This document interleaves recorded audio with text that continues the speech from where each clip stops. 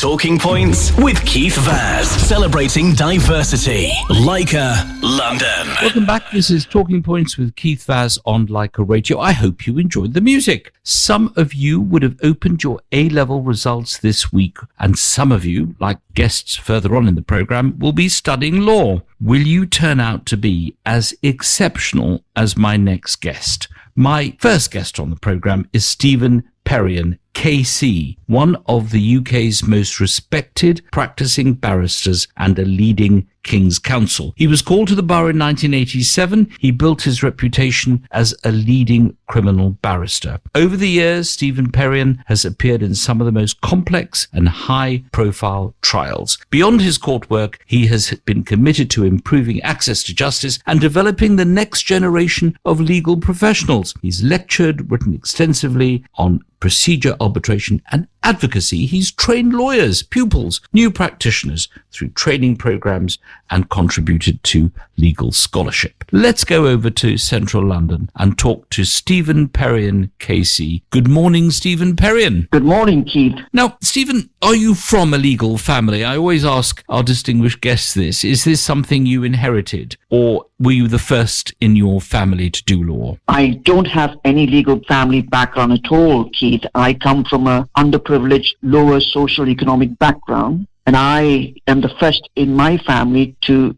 read law in England. And when you took it up as a profession, for me, in a sense, I couldn't be a doctor, I couldn't be a pharmacist, I couldn't do anything in the sciences, I didn't want to be a teacher, so I became a lawyer. Was it a kind of checklist which said, I can't do these things, I don't want to do these things, I'm going to do law? Or did you know from a very young age, this is what I want to be? I want to be Rumpole of the Bailey. It never, ever crossed my mind that I would ever one day be a lawyer, a barrister, and more importantly, one of the leading King's Counsels in crime in the UK. And it was just when I started witnessing in my early life firsthand how easily people could be overlooked or silenced. That experience instilled in me a deep sense of justice and a determination to make a difference. The law became, in my eyes, both a shield to protect the vulnerable and a voice to speak from. So that what then happened is that I visited my earlier visits to court, watching skilled advocates command the room with clarity and conviction were life-changing for me.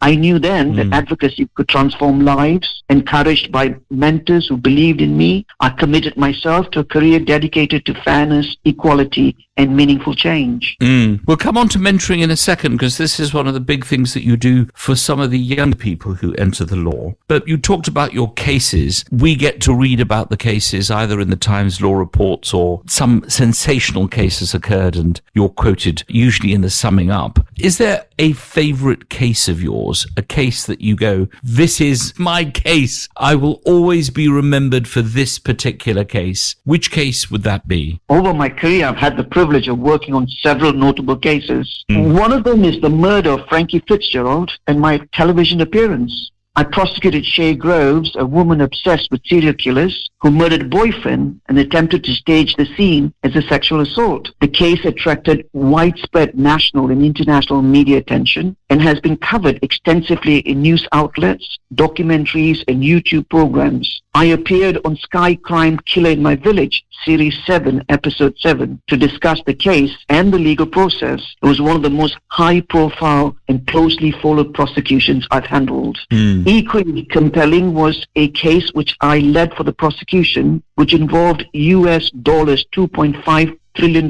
fraud, where a forensic scientist and his accomplice plotted what was described as a multi-trillion-dollar fraud, an audacious scheme to swindle a staggering US $2.5 trillion using forged US Treasury bonds.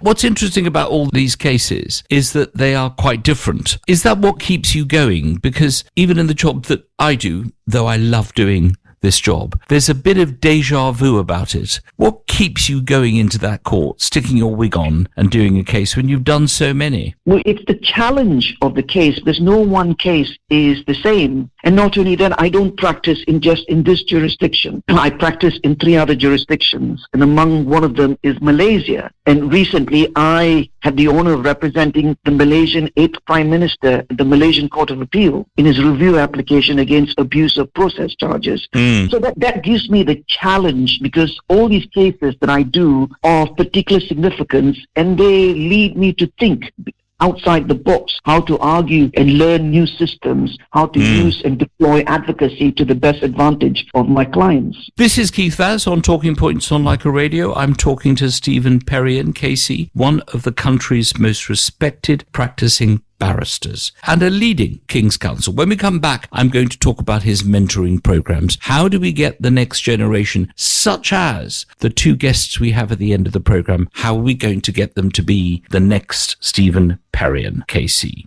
Join us after the break. The personalities that matter with Keith Vaz on Talking Points. Leica Radio.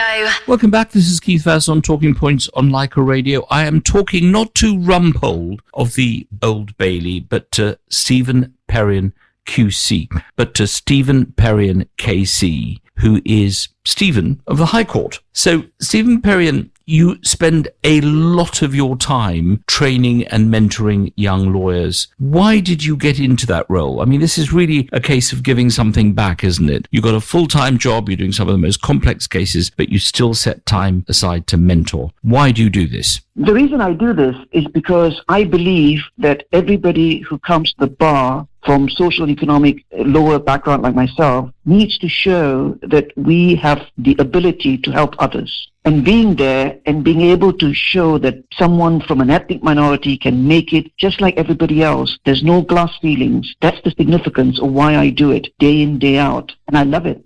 Now, we look at qualities of people. We know what makes a good doctor, we think. What makes a good lawyer? Obviously, you've got to have the ability to communicate, which you can do in spades. But what are the kind of qualities that you try to instill in young people, such as our listeners, who might be considering a career in law? What do we get them to do? How do we get them to concentrate on those very special qualities? The one single quality that I would actually advise everyone to keep an eye on, and very importantly, is integrity. Everything else flows from integrity. Integrity means being honest, ethical, and committed to the law, even when it's difficult or unpopular. For me, integrity is the foundation. Competence, diligence, persuasive advocacy, they all matter, of course. But if you don't have integrity, nothing else really counts. Upholding it is what keeps the justice system fair, credible, and respected. Now, outside of the law, what experiences or perspectives have shaped how you approach justice and fairness? You mentioned integrity here. If a client comes to you and says, you've done a lot of criminal cases, actually, I'm as guilty as hell. I did this. I murdered this person. But you are my brief, and I want you to get me off. What would you say to a client who said that? Well, that's a very good question that everybody asks on a normal day. How do you defend somebody you think is guilty? There are a few ethical rules that barristers have got to apply, and one of them is never, never, ever mislead the court. If your client is guilty, you've got to advise him on possibility of pleas. If he still persists, though, what you're entitled to do is test the evidence. What you can never put forward before the court is to put forward as if the client is innocent or call him to give evidence. That is misleading. That comes back to the concept of integrity. Our system of justice is quite different to, for example, the American system of justice. And many of us watch films that are made in Hollywood and we watch those lawyers quite different. Our lawyers, like you, very distinguished, very slow, my lord this, my lady that, yes, my honourable friend. Whereas in America, they wander around the court, don't they? Whether they are, the lawyer in the runaway jury. Do you prefer our system, or would you really secretly like to be an American lawyer? Our system is undeniably one of the best in the world. I prefer our system a lot better than any of the other system. Trial by jury is the right system and is the bulwark of our society. As one commentator put it, to be tried by one's peers is a right, not a privilege. Steven Perian KC, it's been an absolute pleasure talking to you this morning. Thank you for joining us today. I'm sure your words will be an inspiration to all those who opened their A-level results and decided on a career in law. such as our two guests that are following you on the program. We always ask our special guests to choose a song that means something special to them and to dedicate it to someone special. Which song would you like to choose, and to whom would you like to dedicate it to? If I had to pick a song, it would be Something Inside So Strong by Labi Safi. And I dedicate it to help to people from all walks of life, especially students who come from underprivileged, lower social economic background, who are often underestimated. That is the song that I would dedicate to, because if one listens to the lyric of the song, it's all about resilience, it's all about overcoming challenges and not thinking about how people might put you down, but to rise above it. Steven Perian KC, it's been a pleasure. Thank you for the work that you do, especially mentoring new young lawyers, students who want to join your profession. It is something that we are all very proud of. Have a wonderful Sunday. Thank you, Keith, and thank you to your listeners of Leica Radio. Let's hear Steven Perian KC's song.